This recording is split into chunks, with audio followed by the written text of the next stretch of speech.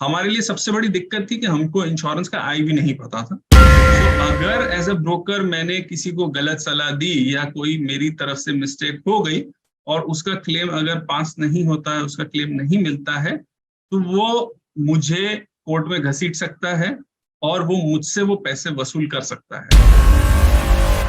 कई बार हम उसको बेंचमार्किंग स्टडी करके दिखाते हैं कि भाई आप तो 2 ही पॉलिसी ले रहे हो, और जो आपका कंपटीटर है ना, वो मार्केट में 10 तरीके की पॉलिसी लेता है। हमें बेचना है, उससे मतलब नहीं, उसकी जरूरत नहीं होगी तो हम बेच नहीं पाएंगे। अगर उसकी जरूरत खत्म हो चुकी है तो हम उसको नेक्स्ट प्रोडक्ट पे ले जाएं। वो साइबर इंश्योरेंस आज तक हम सिर्फ कॉर्पोरेट को ही बेचते आए थे, बट अब वो इंडिविजुअल को भी मिलता है। हमेशा अगर कंपटीशन होती है तो आपका एनर्जी लेवल कम हो जाता है, बट ये केसेस जहां होते हैं ना, वहां जनरली आप अकेले ही रह जाते हो, because he has tested you, tried you and he is convinced with you. हमारी जीडीपी का 4% कंट्रीब्यूशन इंश्योरेंस से आता है, बट कोई भी बच्चा इसमें आना नहीं चाहता है।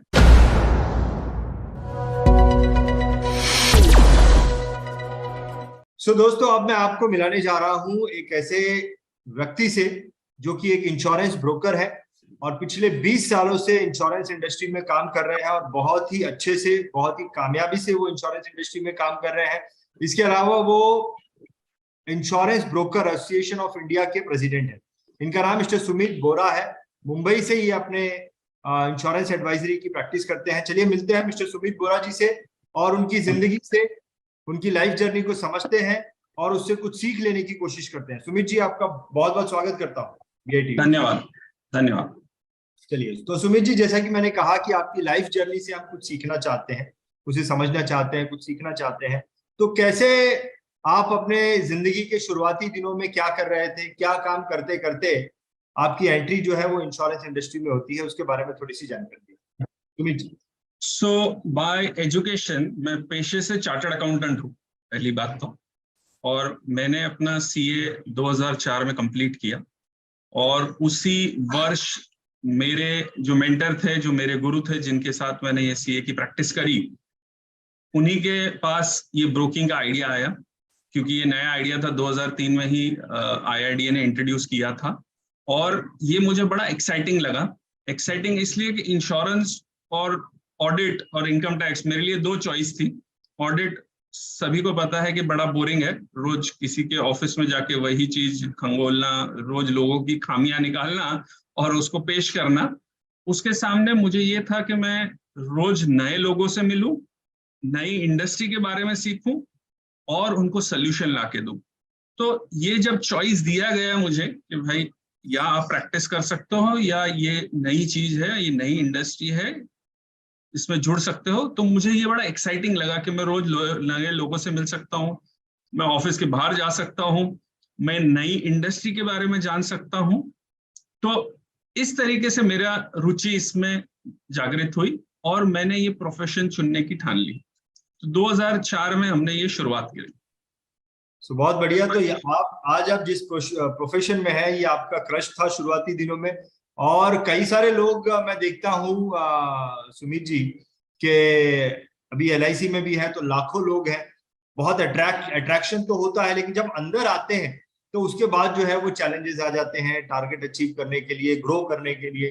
तो आपके शुरुआती दिनों में आपने क्या चैलेंजेस फील किए और फिर आपने उन चैलेंजेस को कैसे मैनेज किया?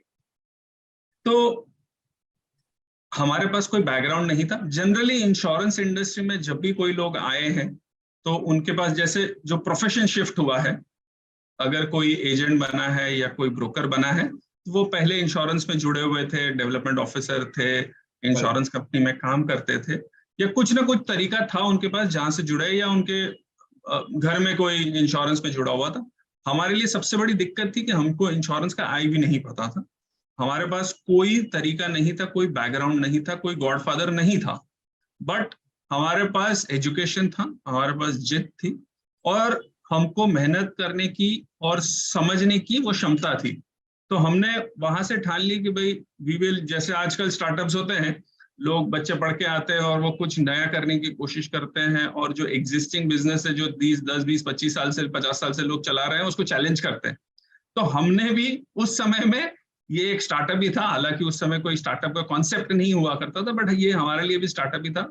और हमने लोगों को चैलेंज किया और हमने उस फील्ड में महारत हासिल की धीरे धीरे। Obviously it's a long journey, बहुत कठिन जर्नी थी, बिकॉज आप जब किसी का इंश्योरेंस कर रहे हो, और स्पेशली जब कॉर्पोरेट्स हैं जिनकी हजारों करोड़ की plant and machinery, building, asset ensure कर रहे हो, तो वो पूरा भार आप पे है। कल कोई भी मिस्टेक हो गई, कोई भी गलती हो गई, और अगर उनको क्लेम नहीं मिला तो आप रिस्पॉन्सिबल हो उस चीज के लिए।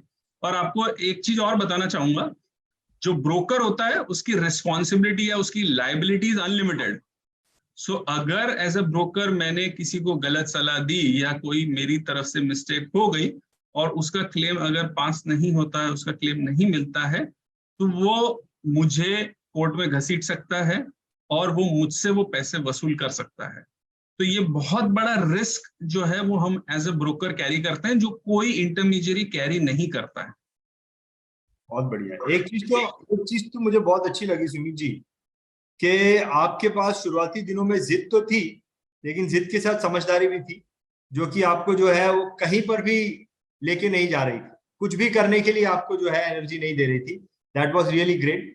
और जब आप चैलेंजेस के साथ शुरुआती दिनों में काम करते हैं सुमित जी, तो आपको बहुत सारी चीजें जो है माइक्रो लेवल पे समझ में आने लगती है कि नहीं, मुझे बिजनेस इस तरीके से करना चाहिए, ऐसा नहीं करना चाहिए।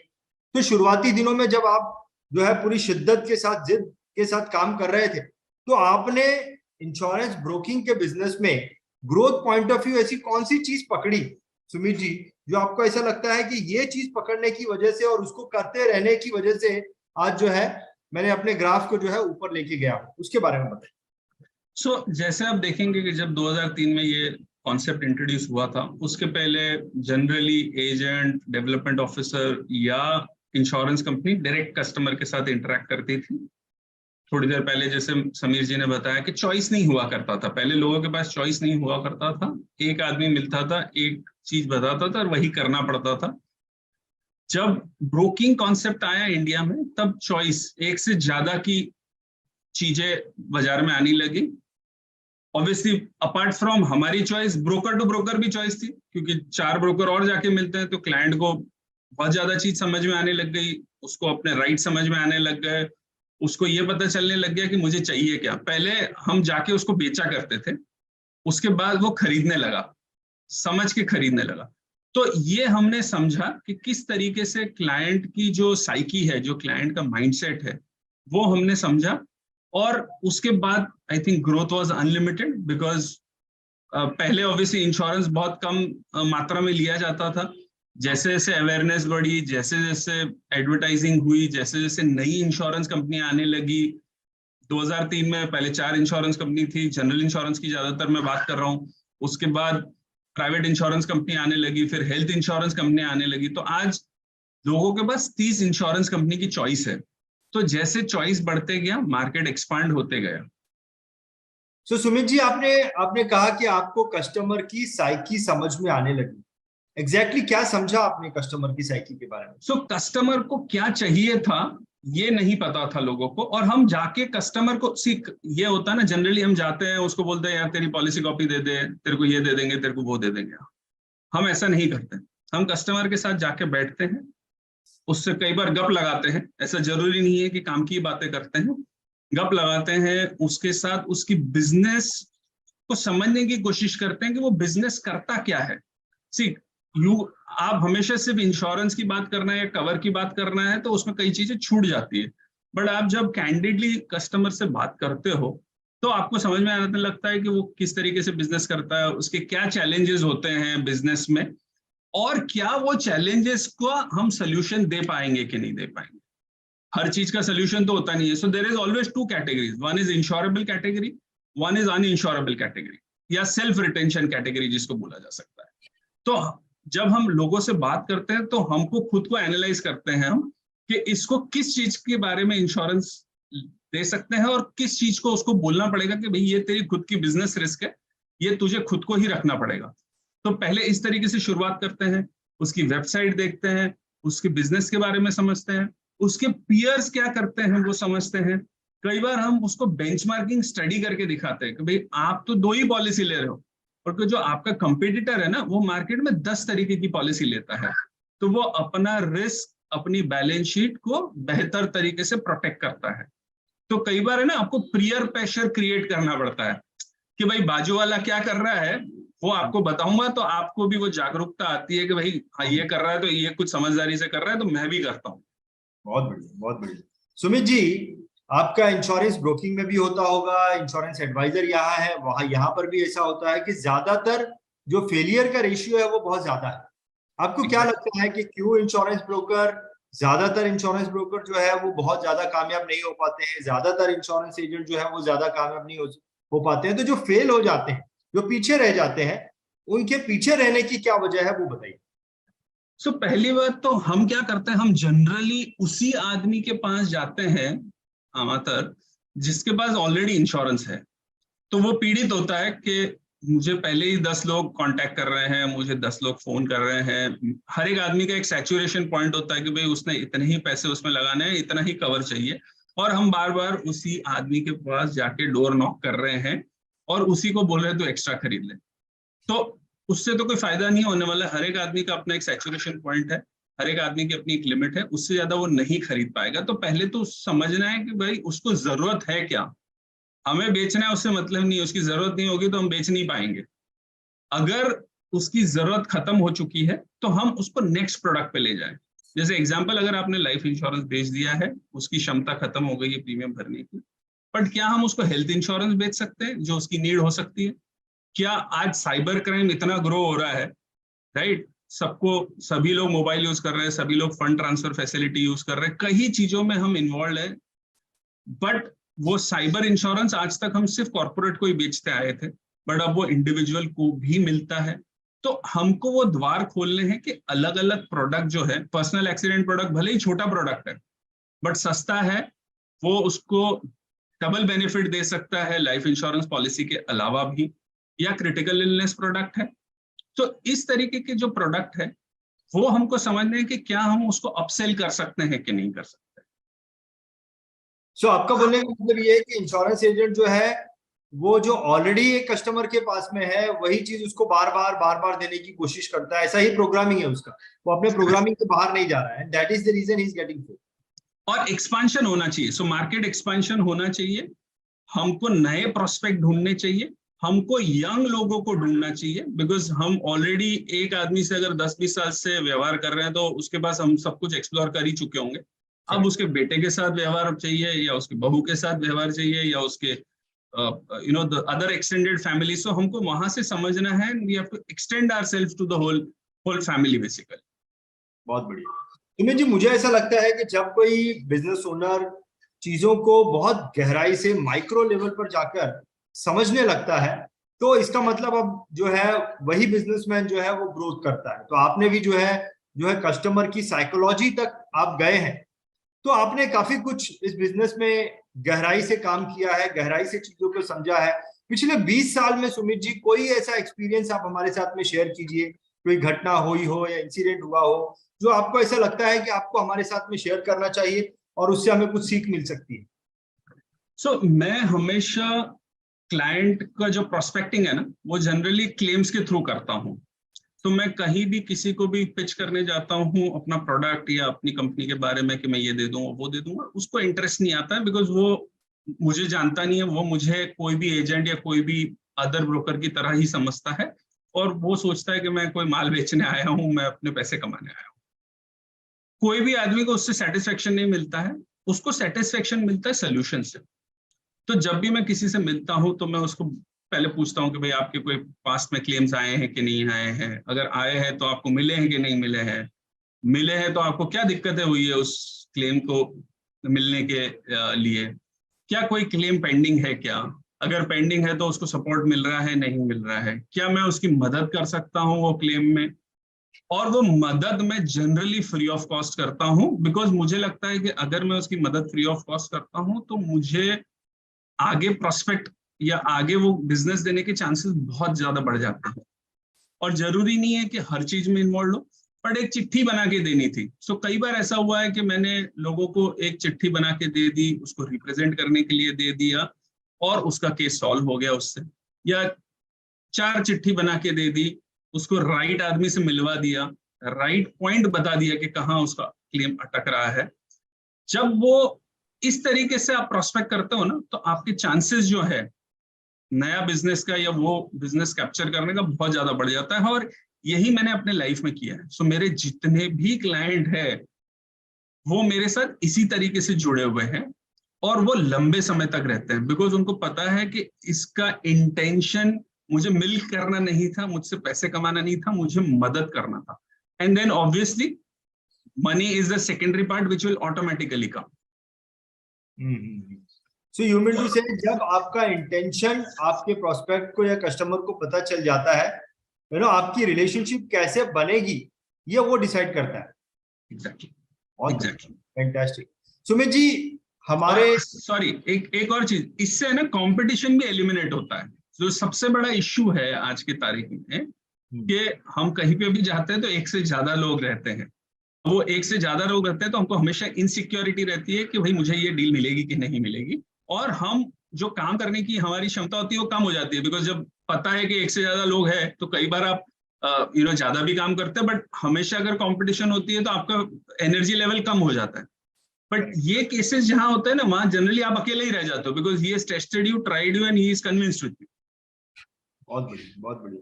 तो सुमित जी, कोई भी बिजनेसमैन जो है उसकी कामयाबी में उसके साथ लोग कितने लंबे समय तक जुड़े रहते हैं, this plays a very important role. फिर चाहे वो उसके एम्प्लॉय हो या उसके प्रोस्पेक्ट या कस्टमर हो या पार्टनर्स हो या शेयर होल्डर हो, ये लोग मेरे साथ कितने लंबे समय तक टिके हुए हैं और कितने खुशी खुशी मेरे साथ टिके हुए हैं, मेरी कामयाबी उसके ऊपर डिपेंड है। तो आपके साथ में लोग, डेफिनेटली आपने इतनी कामयाबी की है तो आपके साथ एम्प्लॉय, आपके पार्टनर सब जुड़े होंगे, तो उनको आपके साथ जुड़ा रखने के लिए आपकी क्या सोच होती है, क्या स्ट्रेटेजी है, कैसे वो आपके साथ जुड़े रहते हैं, इसके बारे में बताइए कुछ। सो ऑब्वियसली लीडरशिप क्वालिटी बहुत इंपॉर्टेंट है कोई भी ऑर्गेनाइजेशन चलाने के लिए। और जैसे आपने कहा कि taking the presidency, so I am a mid size broker. मैं कोई बहुत बड़ा ब्रोकर नहीं हूँ, मैं मिड साइज ब्रोकर हूँ। बट उसके बावजूद मुझे एसोसिएशन ने, और हमारे एसोसिएशन में बहुत बड़े बड़े लोग हैं जो ब्रोकर्स हैं, वो इंश्योरेंस कंपनी से भी बड़े ब्रोकर्स आज की तारीख में हो गए हैं जिनका ब्रोकरेज इनकम 100, 200, 500, 1000 करोड़ तक भी पहुंच चुका है। और उसके बावजूद लोगों ने मुझे चुना as a president, as a director to lead the organization. So कुछ ना कुछ क्वालिटी जो होती है लीडरशिप की, लोगों को लेके चलने की, लोगों के बारे में सोचने की, आई थिंक वो कहीं लोगों ने मुझ में देखी और इसीलिए मुझे चुना। वह सेम प्रिंसिपल कंपनी में भी है। मेरे साथ जनरली जितने भी मेरे कॉलीग्स हैं वो 15 साल के ऊपर से जुड़े हुए हैं।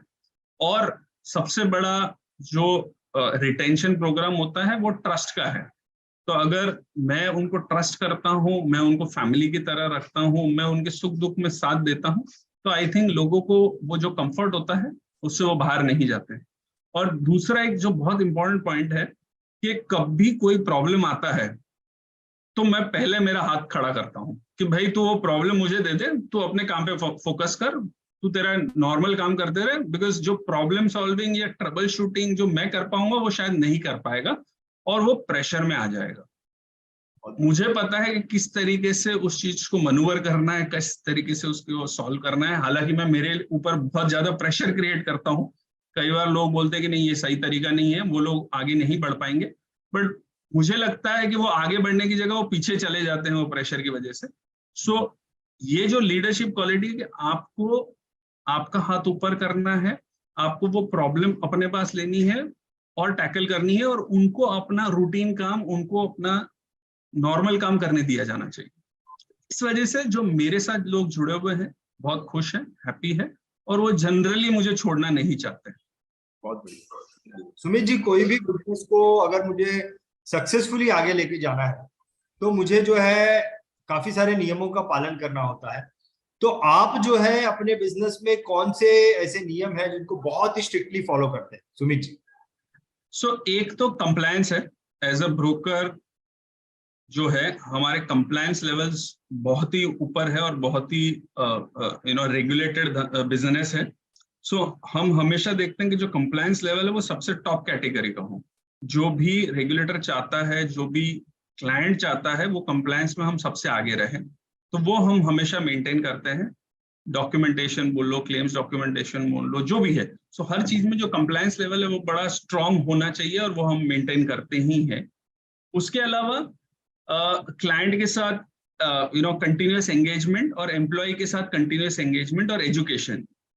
जब भी हम क्लाइंट के पास जाते हैं तो अनलेस एंड अनटिल हम उसको कुछ नया ना बताएं, वो जरूरी नहीं है कि वो इंश्योरेंस के बारे में ही हो, बट जो जनरल नॉलेज है लोगों का कंपनी में और जो प्रोडक्ट नॉलेज है, ये दोनों को हम एनहांस करने की कंटिन्यूअस कोशिश करते हैं, ताकि जब मेरा आदमी बाहर जाए तो वो लोगों से अलग दिखे। So this is what we try to do in our organisation. And continuous training and development जो प्रोग्राम है वो बहुत ही इंपॉर्टेंट है और वो हम हमेशा कोशिश करते हैं कि वो करते रहे। एक बहुत इंपॉर्टेंट बात है कि मेरे ऑर्गेनाइजेशन में जो भी आता है और उसको कोई भी ट्रेनिंग, कोई भी पढ़ाई, कोई भी आगे कोर्स करना है इंश्योरेंस रिलेटेड, तो वो पूरी फंडिंग हम फ्री ऑफ कॉस्ट करते हैं। सो पढ़ने के लिए अगर पैसे की कोई भी दिक्कत है तो we are there to make good of it. बहुत बढ़िया, बहुत बढ़िया। सो सुमित जी, अगर मैं आपसे पूछूं कि बिजनेस को बढ़ाने के पॉइंट ऑफ व्यू, मेरी ग्रोथ के पॉइंट ऑफ व्यू, मेरा जो बिजनेस है वो बढ़ते रहना चाहिए, उसके लिए आपने क्या स्ट्रेटेजी बना के रखी? What is your business strategy Sumit ji? So देखिए, आदमी के पास 8 ही घंटे हैं, उससे ज्यादा हर आदमी काम नहीं कर सकता है, और ये बिजनेस मैन टू मैन है। आप जितने ज्यादा लोगों से मिलेंगे, जितने ज्यादा लोगों से जुड़ेंगे, बिजनेस बढ़ते जाएगा। सो हमारे ब्रोकिंग बिजनेस में आपको फौज खड़ी करनी पड़ेगी, आपको टीम खड़ी करनी पड़ेगी। जितने ज्यादा टच पॉइंट्स होंगे, जितने ज्यादा लोगों से आप मिलोगे, उतने ही ज्यादा आपके पास स्लिप्स आएगी, उतने ही ज्यादा आपके पास क्लाइंट आएंगे। सो हमारी कोशिश होती है कि हम ज्यादा से ज्यादा लोगों को एम्प्लॉय कर सके। Obviously quality is very important, so ऐसा नहीं है कि हम किसी को भी एम्प्लॉय कर लें। जिसको एम्प्लॉय करें वो लाइक माइंडेड हो, नॉलेजेबल हो और वो प्रोस्पेक्टिंग कर पाए। सेकंड, उसको सपोर्ट। सो आप अगर सपोर्ट नहीं दोगे, बैक ऑफिस सपोर्ट नहीं दोगे, अंडरराइटिंग सपोर्ट नहीं दोगे, तो वो अगर धंधा ले भी आए तो एग्जीक्यूट नहीं कर पाएगा। तो हम कोशिश करते हैं कि बैक ऑफिस सपोर्ट भी उतना ही क्रिएट किया जाए और जो टर्न अराउंड टाइम है वो भी क्विक रखा जाए, ताकि वो जाके मार्केट में जल्दी से जल्दी अपने कोटेशंस, अपने प्रोस्पेक्ट्स, अपने प्रेजेंटेशन पेश कर पाए। बहुत बढ़िया, बहुत बढ़िया। सो काफी सारी चीजें आपने बताई सुमित जी।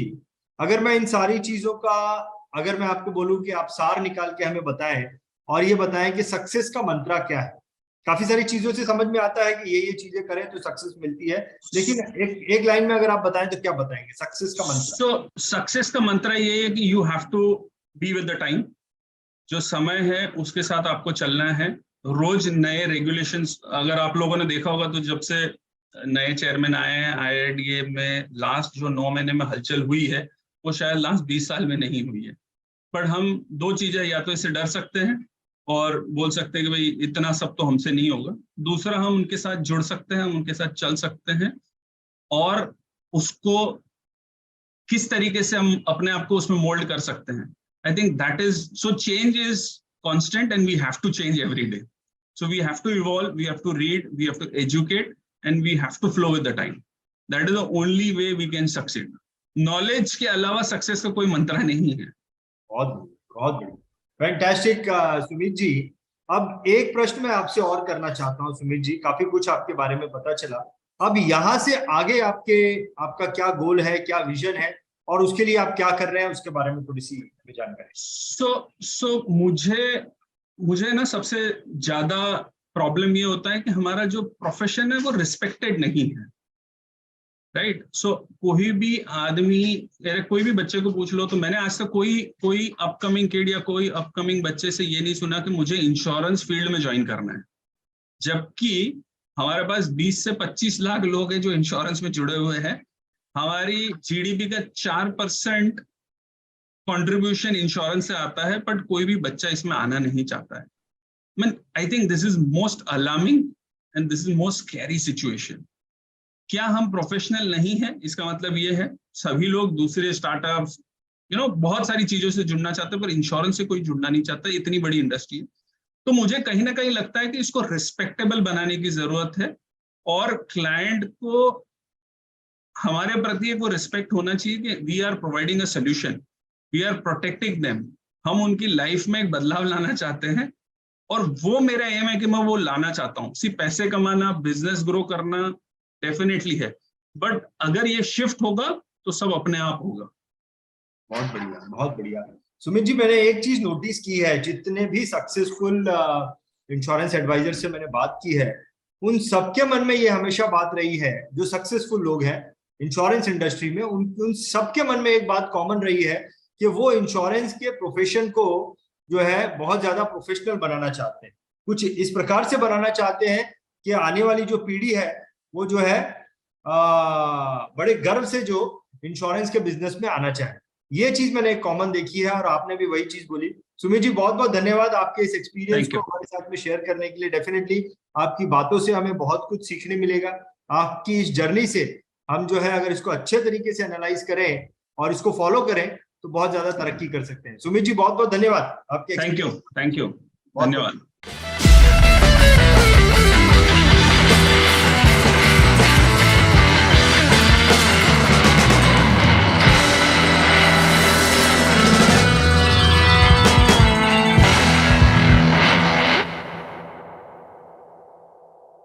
BITV चैनल पर आपका स्वागत है। BITV यूट्यूब चैनल पर सब्सक्राइब करिए, बेल आइकन दबाएं।